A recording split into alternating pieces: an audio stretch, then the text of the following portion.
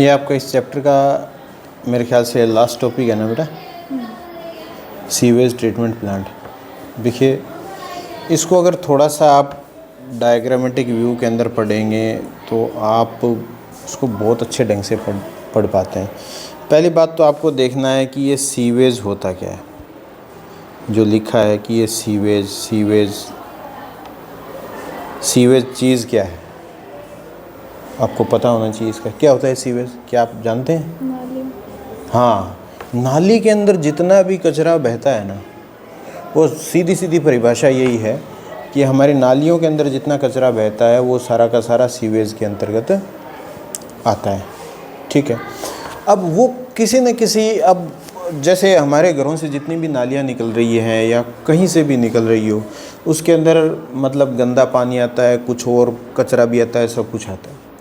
अब वो क्या है कि अल्टीमेटली तो या तो किसी वाटर बॉडी में छोड़ा जाता है, जहाँ पर पानी का बहाव क्षेत्र ऐसा होता है कि जहाँ बिल्कुल लेवल नीचा होता है, वहाँ चला जाता है। तो हर गांव के अंदर, हर शहर के अंदर कम से कम एक एरिया ऐसा होता है कि जो कि बहुत ज़्यादा मतलब लेवल में नीचा होता है, तो वहाँ पर वो जा कर के इकट्ठा होता है।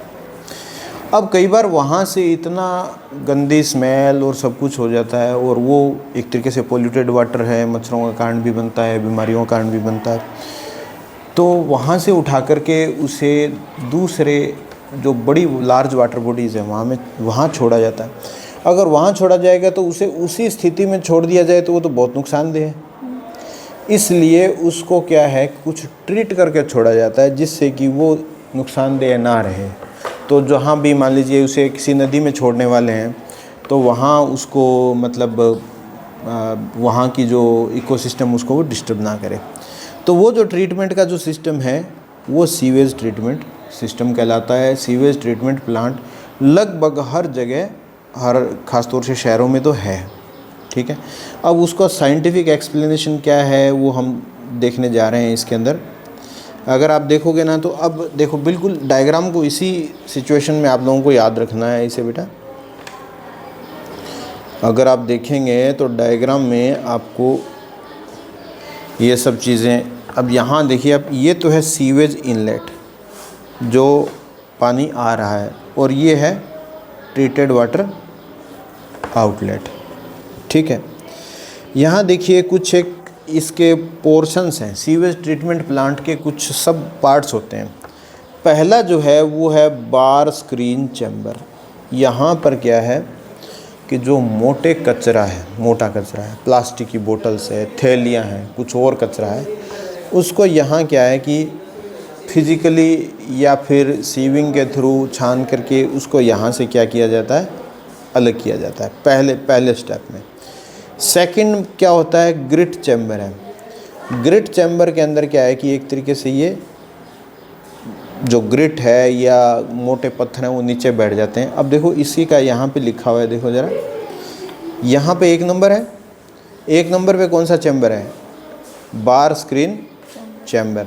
और ये प्रीलिमिनरी ट्रीटमेंट है, इसको प्राइमरी ट्रीटमेंट नहीं कहते हैं, प्राइमरी आगे आएगा। प्रीलिमिनरी ट्रीटमेंट है, और इसका मोड क्या है, फिजिकल मेथड है। सीवेज पासेज थ्रू बार स्क्रीन्स। बार स्क्रीन का मतलब ये होता है कि वहाँ पर छलनी टाइप लगी होती है। Large floating object, rags, sticks, plastics, cans are trapped, उनको अलग कर लिया जाता है। ठीक है। इसका पर्पज़ क्या है? Protects pumps and equipment, remove large debris. अब अगर यही चीज़ें बोतल्स, थैलियाँ आगे चली जाएंगी तो वो क्या है कि आगे हमारे पंप में, सिस्टम में, सारे में गड़बड़ी पैदा कर देगा। तो इसको प्रोटेक्ट करना, ये हमारा पर्पज़ है। ये बहुत ही क्लियरली बनाया हुआ है पूरा का पूरा सिस्टम। इसमें जो मैंने ये बना करके दिया है ना 1 पेज का, तो इसमें आपको सारी चीज़ें बिल्कुल स्पष्ट मिलेंगी। अब जो दूसरा है वो है ग्रिट चैम्बर। ये भी प्रिलिमिनरी है और फिजिकल ट्रीटमेंट है। अब देखो, sewage flow slowly in the chamber, sand, gravel and heavy inorganic particles settle at the bottom. वो धीरे धीरे नीचे बैठ जाते हैं, ये अशुद्धियाँ नीचे बैठ जाती हैं। और ये इसका जो पर्पज़ वो क्या है, prevents abrasion and damage to machinery, removes grit and heavy particles. ये इसका हमारा पर्पज़ है। अब देखिए ये यहाँ पर ऐसा है, ये ग्रिड चैम्बर आपको दिख रहा है, लगभग देखने में ये क्रॉस सेक्शन में आपको दिखाई दे रहा है, ऐसा हो रहा है। थर्ड जो है वो क्या है, प्राइमरी सेडिमेंटेशन टैंक। अब देखो यहाँ पर आप दो सेडिमेंटेशन टैंक देख रहे हैं, एक तो प्राइमरी सेडिमेंटेशन टैंक और दूसरा क्या देख रहे हैं, सेकेंडरी सेडिमेंटेशन टैंक। दोनों की स्ट्रक्चर एक जैसी है लगभग, ठीक है। आप अगर देखेंगे भी यहाँ पर जो कई जगह मतलब शहरों में आपको देखने का मौका पड़ेगा, तो वहाँ पे ऐसा बिल्कुल आपको लगा हुआ मिलेगा। हो सकता है कि इनका जैसे सीक्वेंस तो यही रहता है, लेकिन हो सकता है कोई किसी दिशा में हो, कोई किसी दिशा में हो, लेकिन उसके इनलेट ऐसे ही जाता है कि बाहर स्क्रीन चैम्बर से हमेशा ही ग्रिड चैम्बर में जाए, ग्रिड चैम्बर से हमेशा ही प्राइमरी सेडिमेंटेशन टैंक में जाएगा। आप देखिए प्राइमरी सेडिमेंटेशन टैंक में क्या होता है, ये सेडिमेंटेशन है, नीचे बैठना है इसमें, ठीक है। Sewage is kept in the tank for some time, suspended solid settle as primary sludge, scum oil and grease floats on the top. अगर कोई तेलीय पदार्थ मिला हुआ है, कुछ ग्रीसी मटेरियल है, वो उसके ऊपर तैरता है तो उसको अलग कर लिया जाता है। Removes 50 to 60% of suspended solids, reduces BOD to some extent. BOD क्या होता है आपको पता है?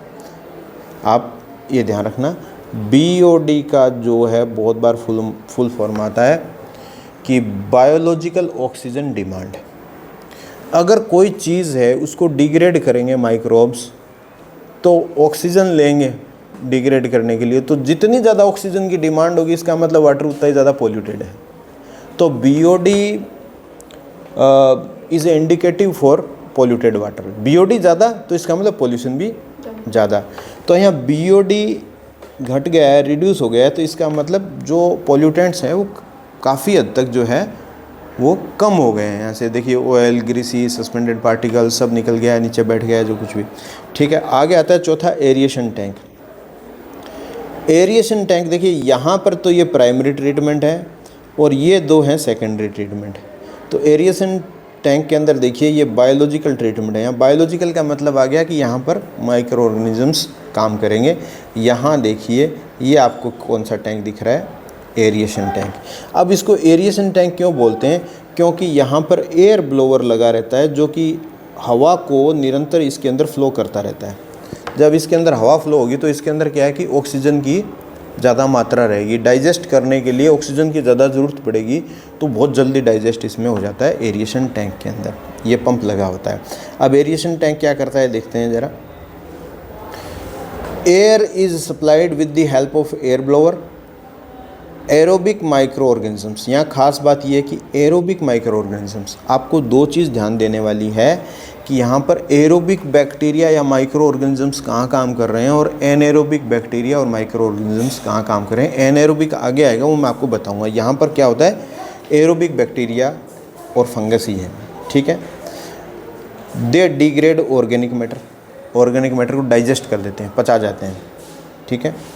अब रिड्यूसेस बायोकेमिकल या बायोलॉजिकल ऑक्सीजन डिमांड, ये 85 to 90%। देखो कितनी ज़्यादा घट गई है, तो इसका मतलब 15 से 10% ही यहाँ पर पॉल्यूटेड मटेरियल रह गया है। Organic matter is converted into stable microbial flocs. अब माइक्रोबियल फ्लोक्स क्या होता है, इसमें जो फंगस होती है, ध्यान देना, जो एरिएशन टैंक ऐसे बना हुआ है इसके अंदर क्या है, फंगस होती है ना, फंगस और बैक्टीरिया मिल करके एक मैश लाइक स्ट्रक्चर बना देते हैं, जाली नुमा सा, मतलब कुछ ऐसा दिखता है उसमें, जो फिर बाद में नीचे भी बैठता है। तो उसको क्या बोलते हैं, फ्लोक्स। अब इन फ्लोक्स को यहाँ से अलग किया जाता है, ठीक है। यहाँ देखेंगे हम, देखो जरा, ये अब यहाँ पर एरिएशन टैंक से किस में आ गया, ये सेकेंडरी सेडिमेंटेशन टैंक। अब सारा का सारा इधर आ गया है क्योंकि इसमें तो एयर फ्लो हो रही थी, सारा एक्टिव चल रहा था। सेडिमेंटेशन टैंक का मतलब, सेडिमेंटेशन का मतलब क्या होता है, कुछ नीचे बैठ जाना। अब देखो माइक्रोबियल फ्लोक्स जो मैंने बताया था, ये सेटल डाउन, ये नीचे बैठ जाती है। Clear water from the top overflows to the next step. ऊपर की तरफ साफ पानी रह जाता है, नीचे जो है माइक्रोबियल जो एक्टिवेटेड स्लज है, माइक्रोबियल फ्लोक्स है, वो नीचे बैठ जाता है। A part of sludge is return to the aeration tank inoculum and excess is sent to the treatment. अब बात क्या होती है इतना ज़्यादा ये बन जाता है, जो सेकेंडरी सेडिमेंटेशन टैंक है ना यहाँ, इसके अंदर देखिए ऊपर से क्लियर वाटर तो किधर ट्रांसफ़र हो गया, इधर ट्रांसफ़र हो गया, और जो नीचे बैठ गया वो स्लज के रूप में एक दूसरा ट्रीटमेंट सिस्टम होता है यहाँ पर, उसकी बात भी हम करेंगे आगे, इसमें ट्रांसफ़र हो जाता है। और इसका कुछ पार्ट जो इधर स्लज इधर आ रहा है ना, माइक्रोबियल फ्लोक्स इसमें डाले जा रहे हैं, इसका कुछ पार्ट वापस इसमें दे दिया जाता है। कारण क्या है कि यहाँ पर भी तो माइक्रोबियल एक्शन के लिए माइक्रोब्स चाहिए, तो वो माइक्रोब्स इधर दे दिए जाते हैं ताकि यहाँ पर बना रहे उसका प्रॉपर जो है, इतनी मात्रा बनी रहे कि वो इसको डिग्रेड कर सके, इसके जो पोल्यूटेंट्स हैं उनको। अब देखिए, अब यहाँ से ऑलमोस्ट क्लियर हो गया, अब चला जाता है इसे ये डिसइंफेक्शन चैम्बर के अंदर। यहाँ पर क्लोरीन इसमें डाली जाती है जिससे कि इसमें बचे हुए माइक्रोब्स वगैरह है वो इसमें नष्ट हो जाते हैं, तो वाटर क्या हो जाता है, क्लियर। अब इसको बाहर छोड़ा जाता है किसी नदी नाले में जो कि प्राकृतिक पानी का स्रोत हो, वहाँ पे इसे छोड़ा जा सकता है, तो ये क्लियर वाटर। तो इस तरीके से क्लियर होता हुआ चलता है। अभी इसको थोड़ा सा और देखेंगे। देखो बेटा, यहाँ पर क्या है, इतना जो मेथड है ये तो चलता है फिजिकल, ठीक है, ये कैसा है बायोलॉजिकल, और ये कैसा है केमिकल।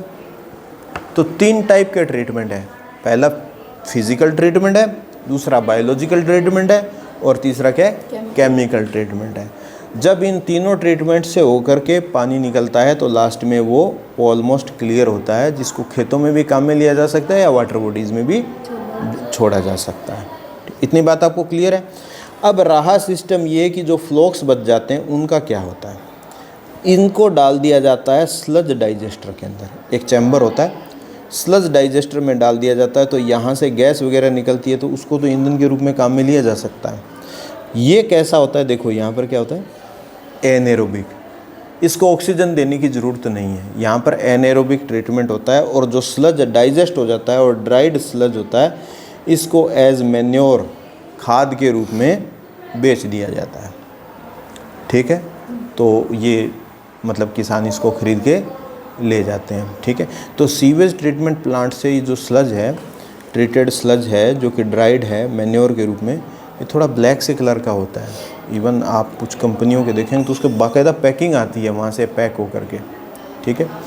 अच्छा, एक बार मैंने भी मंगवाया था, तो यहाँ पे उस स्लज के अंदर क्या है, छोटे मोटे कांच के टुकड़े या ऐसा आपको मिल जाता है, क्योंकि देखिए पूरा बहुत बड़े स्केल पे होता है तो इतना स्क्रीन नहीं हो पाता है, तो यहाँ से फिजिकल मेथड से बहुत फटाफट करते हैं, तो कई बार इसमें भी आ जाता है, लेकिन इसमें नहीं जाता है वो, ठीक है।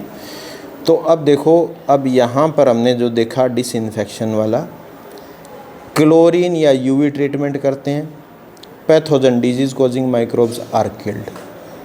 ये क्या करता है, ensures safe discharge into rivers और reuse for irrigation industry etcetera. वहाँ पे इसको रीयूज़ किया जा सकता है।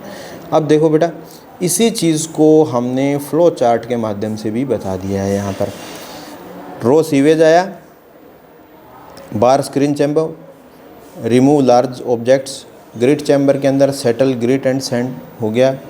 थर्ड प्राइमरी सेडिमेंटेशन टैंक है, तो यहाँ पर क्या हो गया, ये सस्पेंडेड सॉलिड्स जो हैं वो यहाँ पर सेडिमेंटेशन इनका हो जाता है, और यहाँ पर इसको भेज देते हैं कहाँ पर, जो है स्लज डाइजेस्टर के अंदर भेज देते हैं। फिर एरिएशन टैंक के अंदर क्या होता है, यहाँ पर माइक्रोबियल फ्लोक्स काम करते हैं, और फिर ये चला जाता है सेकेंडरी सेडिमेंटेशन टैंक है, तो यहाँ से भी जो सेडिमेंट आता है वो भी स्लज ट्रीटमेंट में भेज दिया जाता है। यहाँ का फ्लोक्स का कुछ हिस्सा वापस इधर दे दिया जाता है, क्योंकि इसमें भी माइक्रोब चाहिए ना, इधर दे दिया। इसके बाद क्या हो जाता है, जो यहाँ जो पानी आ जाता है लगभग पूरा क्लियर होता है और उसकी बीओडी बिल्कुल कम होती है।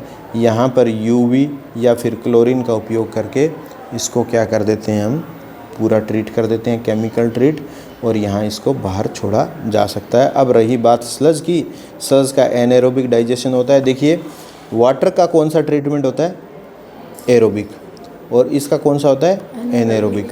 एनाएरोबिक आने के बाद यहाँ पर क्या होता है, स्लज जो है उसको ड्राई कर देते हैं, सुखा देते हैं और बैग्स में पैक करके किसानों को दे दिया जाता है, या जो भी उसका इच्छुक होता है उसको एज ए मैन्योर खाद के रूप में उसे दे दिया जाता है। तो ये है। यहाँ पर कोई समस्या बेटा बताइए, मैं समझूँ एकदम क्लियर है।